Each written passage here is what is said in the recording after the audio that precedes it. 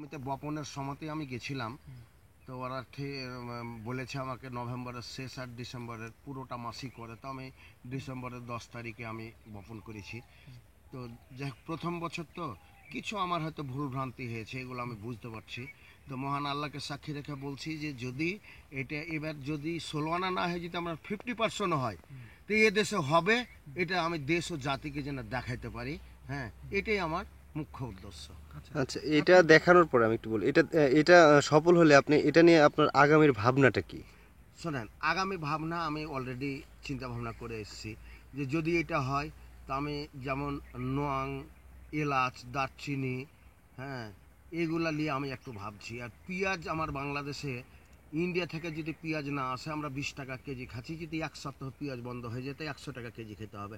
এটা নিয়েও ভাবছি যে আপনারা দোয়া করবেন আগামী বর্ষা মৌসুমে যে পেঁয়াজটা ভারতের সরকার তৈরি করছে বিভিন্ন প্রদেশে, আর বীজ লিয়ে নেয়, আমি চিন্তা ভাবনা করছি যে এই মৌসুমে, বর্ষা মৌসুমে পেঁয়াজটা অন্তত পরীক্ষামূলক আমি 1-2 বিঘা করব। না, এই জিরা নিয়ে আপনার আগামীর ভাবনা কি?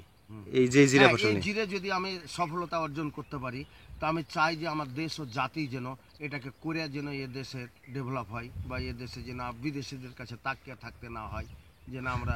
আপনি কি চান না যে সাধারণ কৃষক হ্যাঁ, আমি চাই, হ্যাঁ, আমার মনের আগ্রহ, আজ আছি কাল হয়তো আমি মরে যাব। আমি চাই আমার দেশের কৃষক বাইরের রাষ্ট্রের দিকে তাকিয়ে না থাকে, না কিনা কেউ 2 কাঠা 5 কাঠা 1 বিঘা করে করুক, নিজে উন্নয়ন করুক এবং দেশের জিনিস দেশে করে খাক। হ্যাঁ, তার মানে আপনি চান জিরা আর বাইরের দেশ থেকে না নিয়ে এসে আমার দেশের লোক করে খাক, এটাই আমি চাচ্ছি। উৎপাদন হচ্ছে হোক, এটাই আমি চাচ্ছি। আমি আসলে জানতে চাচ্ছিলাম, আপনি যখন প্রথম এই গবেষণাটা শুরুই করবেন, তাহলে 5 বিঘার উপর কেন করলেন, ছোট জায়গায় কেন করলেন না? কারণ এটা তো আপনি প্রথম করছেন। আচ্ছা, প্রথম এটাও ঠিক আছে আপনার, কিন্তু আমি যে জায়গায় গেছিলাম ওই জায়গাতে আমি 2 ভাষার 2টা লোক নিয়ে গেছি। কোথায় গেছি? এই গুজরাট এখান থেকে অনেক দূর, প্রায় 3400-3500 কিলোমিটার দূর। আমাকে ট্রেনে যাওয়া আসাতেই 6 দিন 7 দিন গাড়িতেই থাকতে হয়েছে। শুধু জিরা চাষ দেখতে গেছি, কিভাবে ওরা চাষটা করছে, এবং ওখানে দেখলাম যে সেই সময়তে ওদের, না, আমি নিজের উদ্যোগে গেছি। আমি আমার নিজের টাকা খরচ করে আমি ওয়েস্ট বেঙ্গল থেকে আরো 2জন লোককে নিয়ে গেছি।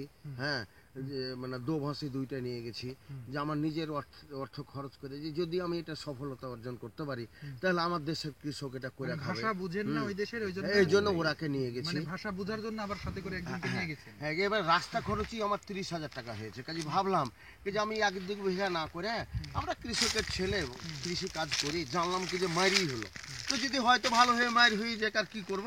এই জন্য আমার 5 বিঘার। তারপর একটা কথা বলি, এই জমিটা কিন্তু চাষ করেছিল, চাষে একটা ভালো জমি, ওকে বলেছিলাম যে 2-2.5 বিঘা জমিগুলো আমাকে দাও। ওই যে 5 বিঘায় যদি নেন তো আমি দিব, না তো দিব না। এই জন্যই 5 বিঘাটা করে নেওয়া হয়েছে, না তো হয়তো আমি 2 থেকে 3 বিঘাই করতাম, এরকম মনের আগ্রহ ছিল আমার। হ্যাঁ, জমিটা টেন্ডার নিয়েছিলাম। তুই বলছে 5 বিঘা যদি নেন তো আমি দিব, না তো 2 বিঘা 3 বিঘা দিব না।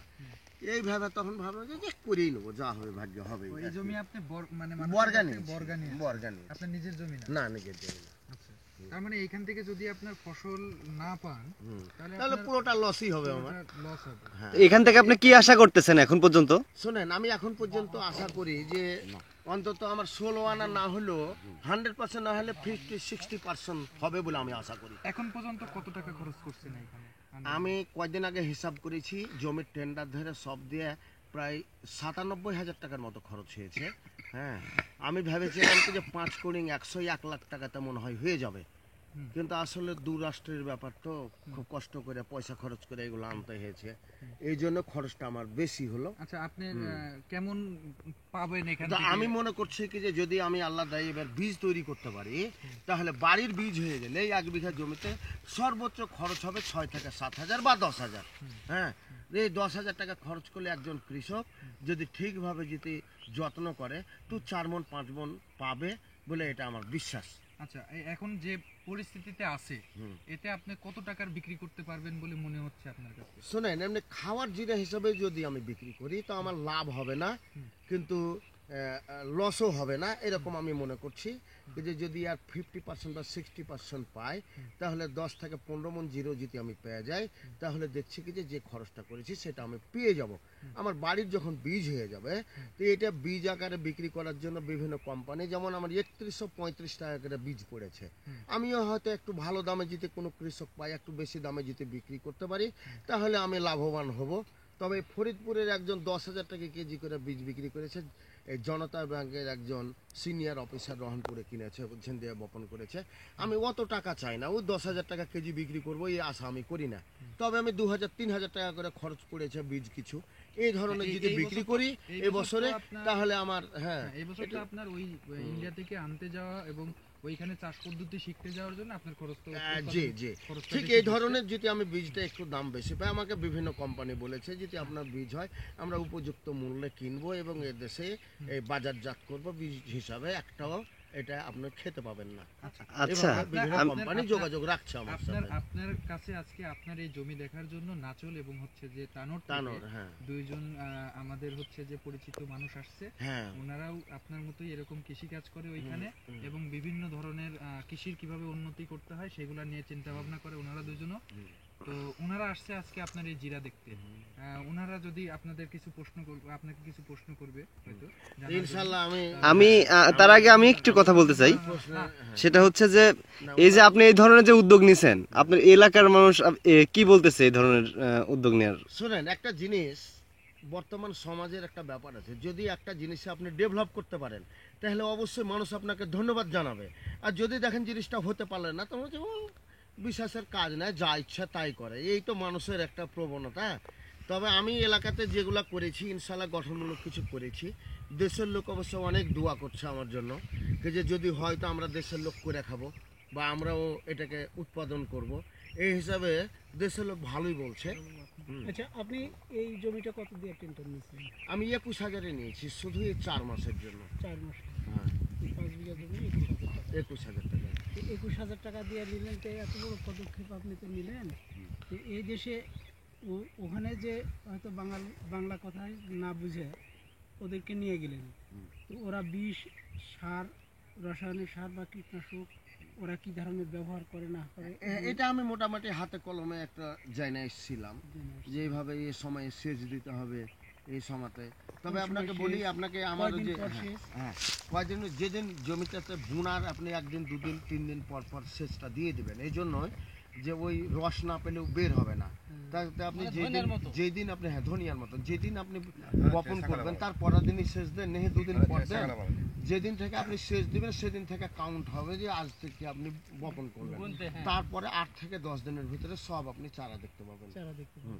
চারাটার পর বলেছিল যে তারপর যখন মাটির জো হবে বলেছিল কি যে আপনি আবার সেচ দিবেন এই 22 থেকে 28 দিনের মধ্যে।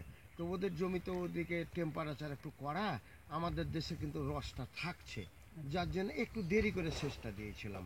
তো সেচটা আপনাকে তো আমি একটু বললাম যে এইভাবে সেচটা দিতে হবে টেকনিক্যালভাবে যাতে অতিরিক্ত পানি না হয়, ডিপের পানি এমন করে পানিটা গাছের গোড়াতেও যায় যেন এবং গাছটাতে খুব যেন জমিটা হেলে না যায়।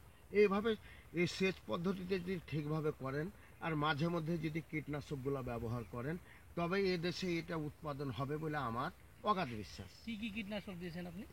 আমি কীটনাশক যেন মেনকোজিব পাউডার আমি ইন্ডিয়া থেকে নিয়ে এসেছিলাম, ওই মেনকোজিব গ্রুপের বাংলাদেশেও আমি পাউডার ব্যবহার করেছি।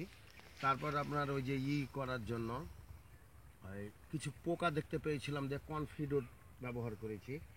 এখন মোটামুটি গাছগুলো ভালো আছে, এখন পোকার আক্রমণ থেকে ভালো আছে বলে মনে হচ্ছে। ভিতরে একটু পচন ভাব দেখা দিছে, এটাতে আপনি কি ব্যবহার? এটা ঘনর জন্য। এটা শুনেন যেগুলো হয়তো পাতল আছে বুঝছেন সেগুলো হয়তো নাই, কিন্তু যেগুলো হয়তো বেশি ঘন আছে পাতলা তো কিন্তু পচনের ভাব হতে পারে, হয়তো আমার সেচটা বেশি হয়েছে। হ্যাঁ কিন্তু পচনের জন্য বিভিন্ন বিষ কোম্পানি ওষুধ ব্যবহার করেছি আমরা যেমন ব্যাভিস্টিন ব্যবহার করেছি।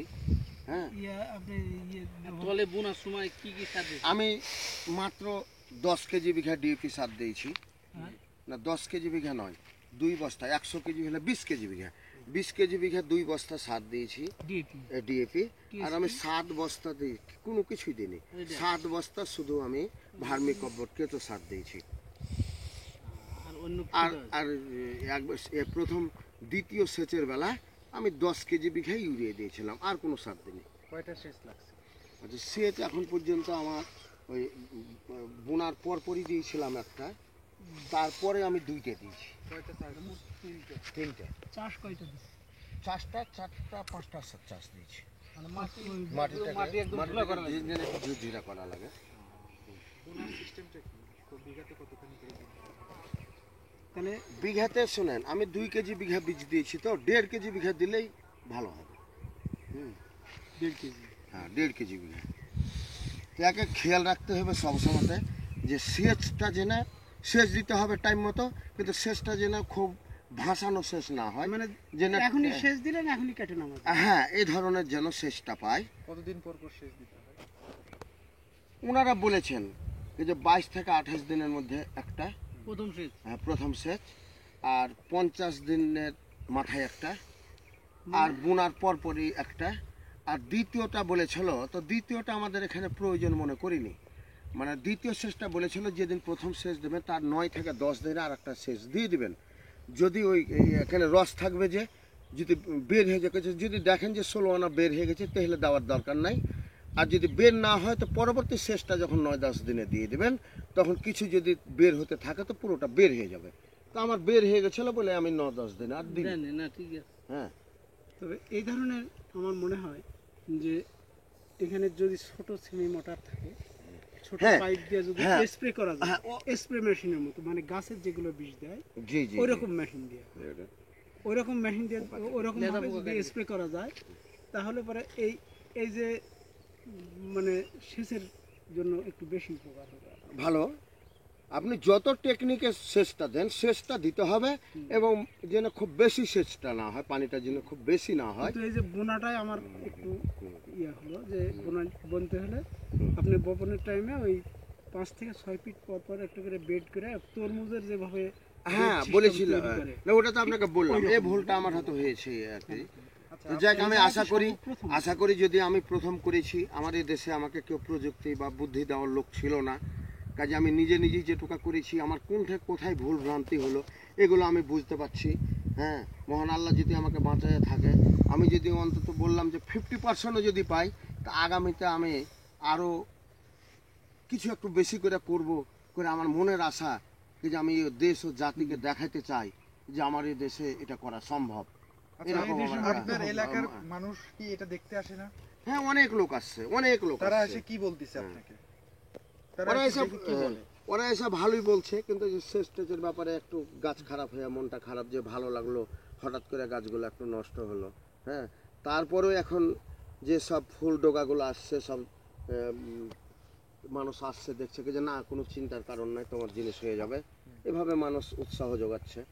বিশেষ করে আপনাকে কি বলবো, আমি অশেষ ধন্যবাদ, যদিও ভদ্রলোককে এখনো দেখতে পাইনি, বার্ষিকের তহিদুল আলম সাহেব, উনি আমাদের সাথে সার্বক্ষণিক যোগাযোগ রাখেন। আর এত নাচলের অমৃত বা এই অমিত, আপনারা যে অন্তত আমি বেশি আনন্দ পাই যে আপনারা আমাকে একটা পরামর্শ দিয়ে কিছু বুদ্ধি দিতে পারবেন না যে এটা কি, কিন্তু আপনারা যে খবরটা রাখছেন যে জিনিসটা কেমন হলো, হ্যাঁ, এতে নিজে মনে মনে একটা আনন্দ যাচ্ছে। আপনাদের মতো লোক এখন দূর দূরান্ত থেকে এসছে, আমাকে কত ভালো লাগছে। আপনার সাথে একটা পরিচিতি হলাম, আপনার সাথে একটা বন্ধুত্ব তৈরি হলো। আমার ঢাকা থেকে লোক এসছে, বগুড়া থেকে মশলা গবেষণা কেন্দ্র থেকে লোক আসছে, বিভিন্ন জায়গার কত, হ্যাঁ, আপনি এখানে, আপনি এই জমিতে দিনে বা আমি দিনে 3বার 4বার 5বারও আসি। হ্যাঁ, আচ্ছা, এই যে এখানে যে ধনিয়া কি বলছেন, মানে সকাল থেকে যেন জিরা একবার ধরছে। 3বার হয়ে গেল আসা, বিকালে একবার তো আসবই। আচ্ছা, এইখানে যে আপনি দেখলেন, আজকেই মনে হয় প্রথম দেখলেন জিরা ধরছে, তাই না? আজকে তো প্রথম দেখতে পাইলেন না, এর আগেও দেখেছি আমি, ফুল প্রায় আসছে ঘুরছি বা তো। ইয়ে আসছে, কিন্তু আজকে দেখা যাচ্ছে কিছু কিছু জিরা ধরে গেছে আর কি। জি জি, এখন আপনার কেমন লাগতেছে এটা না দেখে? খুব ভালো লাগছে আমাকে।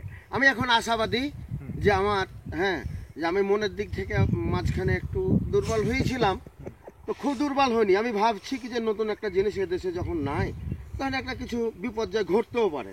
তারপরেও আমার এখন মনোবল হয়ে গেছে, যখন ফলগুলো আসতে লেগে গেছে, তখন কিছু একটা হবে বলে আমি আশা করছি।